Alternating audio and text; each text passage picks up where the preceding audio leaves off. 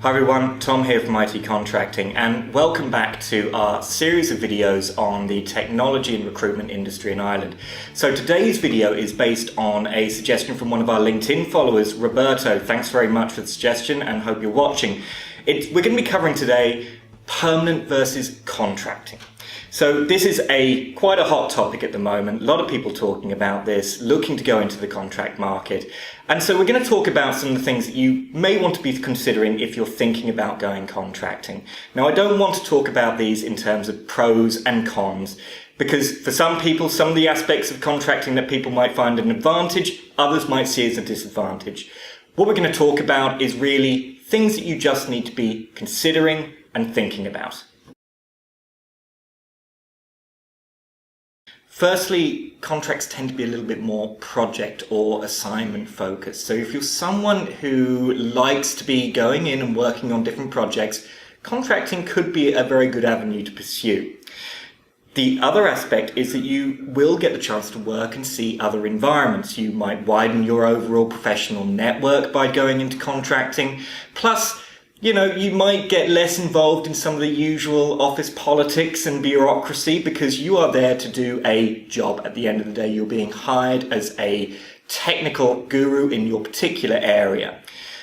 The other aspect is it can be a lot more flexible. You can have a lot more work-life balance. So typically contractors will only work their contracted hours now, and if you are going to be working overtime, that is something that you can potentially charge for.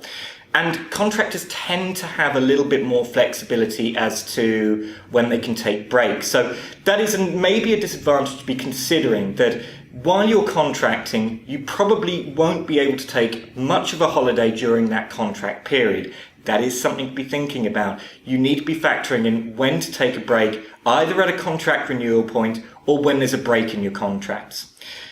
It's fairly straightforward to go contracting. A lot of people actually think that there's a bit of a barrier to going contracting, that it could be tricky to set up or anything like that.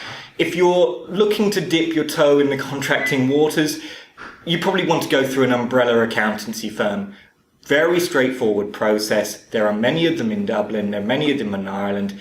Go and talk to them, look them up online, have a chat with them, work out if it's the right thing for you, or you may want to think about going down the slightly more complicated route of setting up your own company.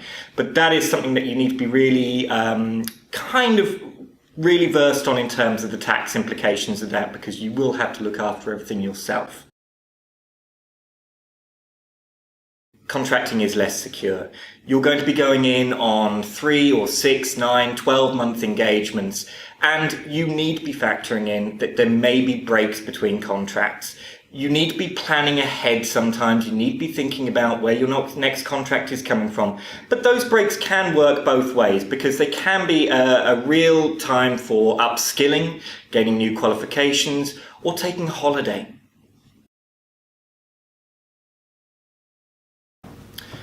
Another key aspect of contracting you need to be thinking about is you will need to cover everything yourself. So things like pension contributions and health insurance, covering your own holidays. These things that you may take for granted in a permanent position, and especially given today's market where we're seeing employers offer increasingly spectacular benefits packages, you will be walking away from those. But the fact that you will be on a much more potentially lucrative daily rate or fixed term rate is designed to cover that.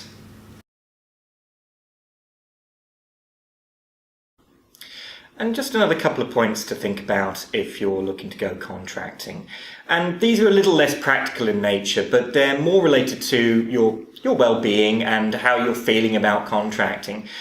The first is reputation. It's a pretty important factor in contracting, and it can take time to build up that reputation. The other is that it can be a little bit less social being a contractor. You will be less involved maybe in work networks and social activities, but that really does depend on the environment you're in. And I think companies nowadays are really putting a lot more importance on considering and treating their contractors as more part of the team, more part of their overall workforce. So there's a lot more integration than there probably used to be.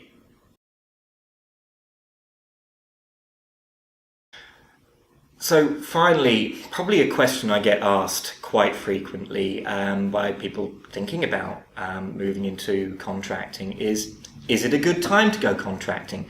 And I guess the answer to that is it's entirely down to you.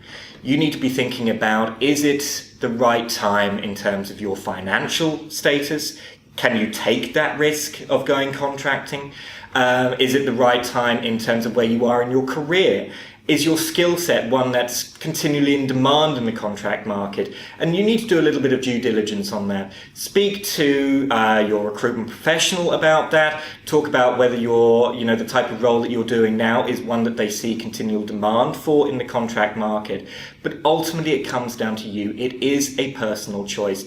Economic situations can fluctuate. We tend to see that in good economic times, the number of permanent positions does tend to increase. And when things are maybe a little bit more troublesome on the economic front, contracting tends to be a little bit more popular as companies maybe have less budget to hire permanent employees. But ultimately, do your research, come and talk to us here in itContracting, that'd be great obviously, but also think about companies you're going to be maybe contracting through.